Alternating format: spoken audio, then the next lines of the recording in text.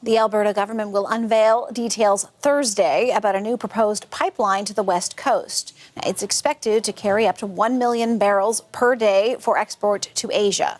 The province was given a July 1st deadline to submit the proposal, but that was pushed back just a day because, of course, it's Canada Day tomorrow. So what might the proposal look like, and how will British Columbia like this plan? Richard Masson is the former CEO of the Alberta Petroleum Marketing Commission, and he joins me now. It's good to have you on the program. Thank you. Great to be here. So Thursday is going to be the day that we're going to see the proposal from Alberta. What are you expecting to see as part of this? Are we going to, I asked key to this, and I think it's a question a lot of people are asking, are we going to see the proposed route? I hope we'll see a route that heads along the existing Trans Mountain corridor towards Vancouver and eventually to Roberts Bank. I think that may be the route that would be most achievable. If Alberta says they are going to continue to try to work towards a route to Prince Rupert or thereabouts, I expect there's going to be a lot of opposition to that. And, both from the BC Premier and a lot of Indigenous nations who are on the coast, that could lead to a lot of conflict and not help the project move forward at all.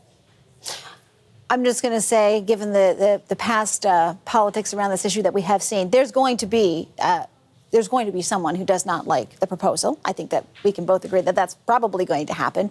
But that said, regardless of whether there's opposition to that proposed route, the timeline for what's going to happen here potentially is the proposal comes out on Thursday, and then by October, the federal government, assuming that proposal meets certain conditions, right, would then move to recommend it as a national project.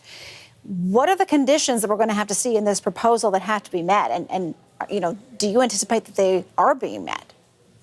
Well, one of the most fundamental is that the proponent has done adequate consultation with Indigenous groups and First Nations along the route, those affected. And you can't skip that part. I mean, the courts have said again and again that there are rights that exist that the Crown of Canada must fulfill. And if they don't do a good job of that, they'll lose in court and it'll get sent back. So I think one of the key things will be, if Alberta is the proponent because nobody else has stepped up, have they done adequate consultation along the line, whichever route they're selecting, to enable the federal government to say, yes, this obligation has been met. And so that's one of the things that would allow it to move forward. There are, of course, many other things, economics, shipper interest, many, many things. But Indigenous consultation is one of the ones that can stop it in its tracks. Does that Indigenous consultation, though, have to be complete by Thursday? Or is there, in your mind, a measure of consultation that could have taken place with more, to come? I think it's an ongoing obligation, but one of the things in the Memorandum of Understanding and the implementation agreement, the federal government has always said clearly that there needs to be Indigenous consultation that's completed in an adequate way. And they'll have to be the judge of that. That's only to refer this to the Major Projects Office, which then will assess it and decide if it becomes a project of national interest. So there are many steps along this path yet, and there's a lot of work to be done. Even if Alberta has been talking in general terms about a corridor going to the Prince Rupert area, that doesn't give you the basis for adequate consultation because you don't know where the port's going to be, you don't know what route the pipeline's going to take. So you need to, to do the consultation, you need to really have a route that you can talk to people about and say, this is what I'm planning to do.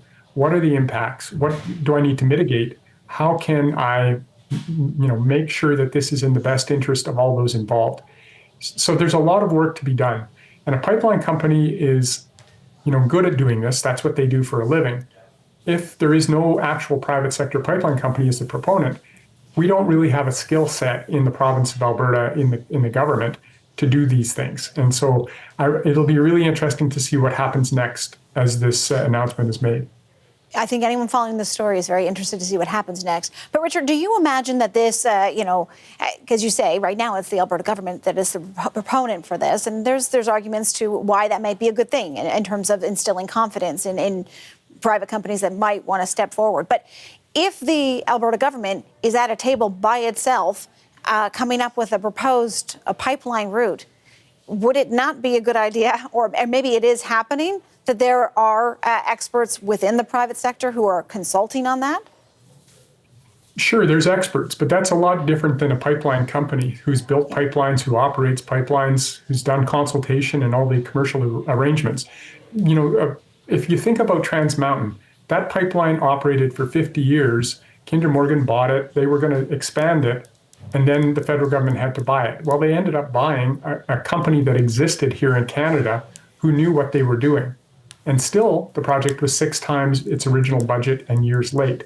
So embarking on a 1 million barrel a day pipeline without a pipeline company taking the responsibility for being the proponent, I think doesn't work very well.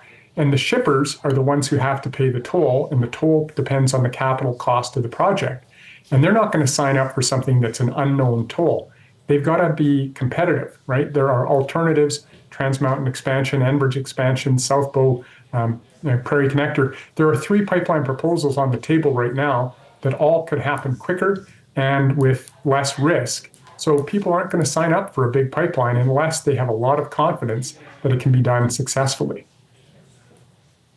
Okay, Richard, I got to leave it there, but I am confident we're going to be talking again because this story is going to be with us for a while. That's Richard Masson, former CEO of the Alberta Petroleum Marketing Commission. Appreciate your time. Thank you. Anytime, Sarah. Thanks.